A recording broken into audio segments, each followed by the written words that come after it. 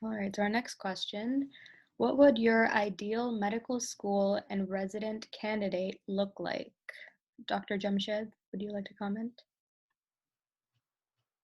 I think these are two separate questions. We can start Yeah, with it's very different, right? For medical school, by the time when we're doing applications, a lot of medical schools have their own criteria. For example, some would have like a 50-50 of people who are non-traditional, have had other professions and then bring those experiences in to medical school. Then there are others who would want someone who's has a clear interest in medicine and has taken that track from school. But I know that I can only speak for what we're doing at UT Southwestern. We're really looking for students who can fit in, who can connect with the patient population that we take care of, both at a county hospital level and also at Clements University Hospital. Um, we are looking for diverse experiences and consistency. A lot of things that the young students have already shared, and young MDs, physicians, is that consistent interest in what you've been doing, and how did you account your time beyond studying. Residency candidates are very different depending on what residency you're applying for. So I think I mean, in general, it would be similar, but it would be different for general surgery, for pediatrics, for internal medicine. So I can't really comment, exactly what an ideal resident. I do want the resident to be interested. I want them to be well versed in what the program offers. I would like for them to show somehow that they've done homework and they have used some time to investigate, have some, but the application process, when you apply through ERAS versus what happens in the interview are also then again separate things that happen. So it's a huge topic for me, but maybe others can chime in. Dr. Qureshi, would you like to chime in?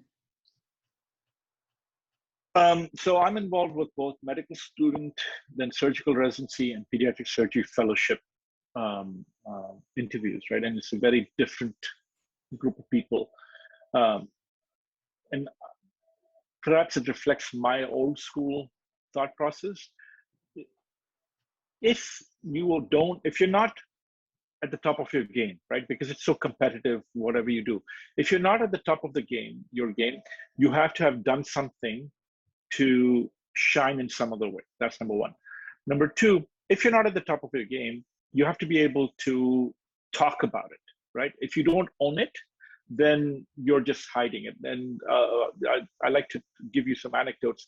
If a resident shows up for a pediatric surgery fellowship interview, and as you may or may not know, we have an in-service exam every year, and you bomb in 2 of the 5 years of general surgery in that exam, you better be talking to me about it. Because if I bring it up to you, I bring it up to you in a different way than you would bring it up to me. So for me, grades. And if there are no grades, I'm looking for diversity of thought, whatever that may be for you particularly. And then if I see in your letter, again, because I'm in the surgical specialties, anything that even hints about not being able to pull your own weight in terms of hours and work ethic, you're immediately off the list. It just, for our world, it's very hard to say that XYZ did great, but sometimes in that letter, if they write, at 2 o'clock in the morning, Faisal Qureshi was very tired. If that letter shows up, you're dead in the water. Obviously, I'm being very dramatic, but that's what I mean. You have to bring the entire package to the table, and then during the interview process, I would advise everybody: don't bring any negativity into the room, whatever it is. Right? Don't talk negative about anything. Just everything has to be positive. again, anecdotes. If you talk about, oh, I went to interview at NYU, and I'm going to use that because there's somebody from NYU, and I hated that program. I'm like, I don't know why you hated that program. That's a great program. So there's something wrong. So just be positive. Never, ever, ever, ever piss off the coordinator who's arranging your interviews. All right. If that person has a negative interaction with you, they will let us know and you will be taken off the list. Be super sweet.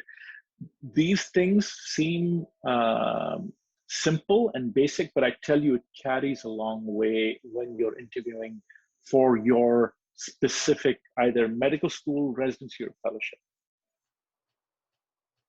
All right. One thing I would add to that is both in your applications and in your interviews, make sure that you are genuine. They should be interviewing you, not what you think they want you to act like, or what they, what they would want to hear.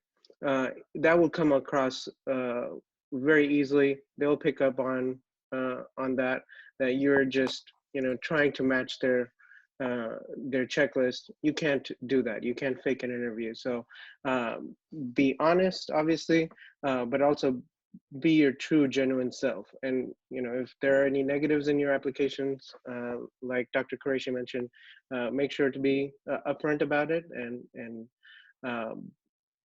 have a way to explain it.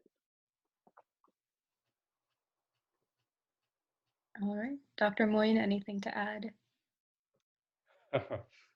So, no, nothing major. I think what previously has been mentioned, I totally agree with that.